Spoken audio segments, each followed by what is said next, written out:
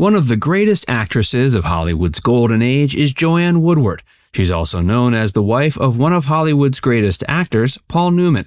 She turned 91 in 2022 and is still thought of as one of the icons of American cinema. Sadly, in the last few years, Joanne's health has been getting worse. Join Facts First to learn about Joanne Woodward's health, her life and career, and how she eventually became a star. Joanne's beginnings. Joanne Woodward was born February 27, 1930, in Thomasville, Georgia. While she didn't come from an entertainment background, her mother was a huge fan of cinema and named Joanne after actress Joan Crawford. As a young child, she attended a premiere of the film Gone with the Wind in Atlanta. She was moved by the film and the performances. After the film, she ran up to Sir Laurence Olivier, who was in a relationship with Vivien Leigh, one of the stars of the film. Years later, she worked with Olivier in the TV movie Come Back, Little Sheba. This experience of seeing a magnificent film and meeting movie stars was enough to convince Joanne to pursue an acting career of her own. She took classes while in school and performed in local plays. She loved acting and realized she had a future in the business. She attended LSU to study drama. She relocated to New York City later to join the Actors Studio and also became part of the neighborhood Playhouse School of Theater where she studied under Sanford Meisner. Before we tell you more about her life and career, be sure to give this video a like and subscribe to Facts First if you haven't already. Joanne's early successes. Joanne Woodward landed her first TV role in an episode of Robert Montgomery Presents. That same year, she also began pursuing roles in the theater. She was an understudy in the play Picnic, and it was here that she met another aspiring actor who later became her husband, Paul Newman. Throughout the 50s, she appeared in bit parts in popular TV shows like Tales of Tomorrow, Danger, You Are There, Omnibus, and The Star and the Story. It took time for her to gain greater recognition, though. She managed to secure regular roles in TV and film throughout the 1950s, but she wasn't yet a star or a largely recognized actress. Two of her early film successes were the films Count 3 and Prey and A Kiss Before Dying. Joanne's career. In 1957, she was cast in the lead role of a film called The Three Faces of Eve. It was a mystery that followed a woman with multiple personalities, an unusual theme for a film made in the 50s. She won praise for the film and an Oscar for her acting. This was the movie that launched her to stardom. Her later major roles were in films like No Down Payment and The Sound and the Fury. She also acted with her husband Paul Newman in a few films, including From the Terrace and Paris Blues. Throughout the 1960s, she continued appearing in one hit film after the next. Her major films during this decade included The Stripper, A Big Hand for the Little Lady, A Fine Madness, and Rachel, which garnered her a second Oscar win. One of her biggest film successes in the 70s was in the comedy The End, starring Burt Reynolds. In the 70s, she continued acting in films but also returned to TV. She found work in TV movies and miniseries, including A Christmas to Remember and See How She Runs. She won Emmy Awards for much of her work in television. A mention should be made of some of her other famous roles. With The Three Faces of Eve, she played one character with three personalities. This showed a ton of range. Many actresses might have peaked after winning an Oscar at such an early stage, but Joanne was passionate about the craft and never lost the desire to take on challenging roles, even after she became a huge star. In No Down Payment, she played Leola Boone, who's flirtatious and is married to a harsh man.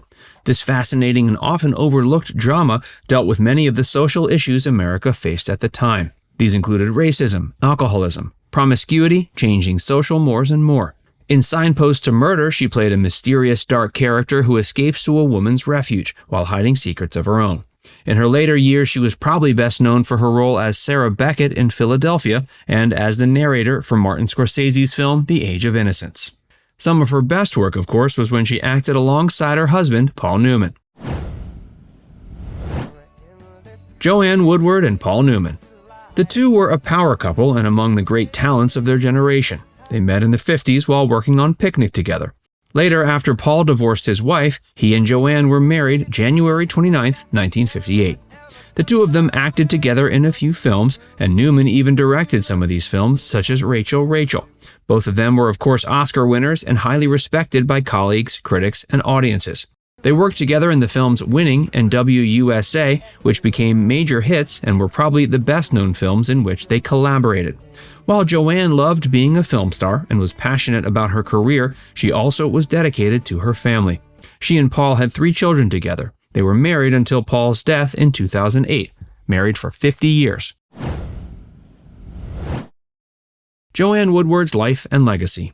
What made Joanne stand out was that she managed to carve out a long career, which is rare for any Hollywood actor, even for a big star. As a younger actress, she became a starlet, but she was known for more than her looks. She had an incredible range as an actress and gave us many memorable roles. She was often the lead in a film, but even when she wasn't, she always made her presence known on screen. Even as she approached her 60s, she was working in major films. In 1990, she appeared in the film Mr. and Mrs. Bridge, directed by James Ivory. Once again, she acted alongside Paul Newman. She always fondly discussed her life with Paul, the work they did together, and her career. And that's why it's sad to report her health is getting worse by the day. She's been diagnosed with Alzheimer's disease. This terrible disease has led her to lose much of her memory, so much so that she seldom remembers her life with Paul and her illustrious career. As fans, we must look back on her career and introduce her brilliant work to new audiences. In the meantime, let's also wish Joanne Woodward well as she battles this illness. Now it's time to hear from you. What's your favorite Joanne Woodward film? Let us know in the comments section below. And before you go, make sure you give this video a like and subscribe to Facts First if you haven't already. Click the bell icon to stay updated on all our latest content. By the way, if you haven't joined Facts First as a member yet, be sure to look below this video and click the Join button. By becoming a paid member of Facts First, you'll get access to exclusive video content that you won't find anywhere else. This includes some of our more mature content that isn't suitable for public audiences, which includes topics like Hollywood actresses who posed for Playboy and some of the steamiest moments in movie history. Plus, you can enjoy these videos completely ad-free. Our biggest fans will notice they also get badges next to their name when they leave comments on our videos. We pay special attention to comments from our members, and so do other viewers. So if you want exclusive content from Facts First or inside access to discussions with other community members, click the Join button to get started for just $4.99. There are hours of members-only videos waiting for you, with new videos added every month. And we're actively working on bringing even more features to help fans like you connect with other members and get more of your favorite content.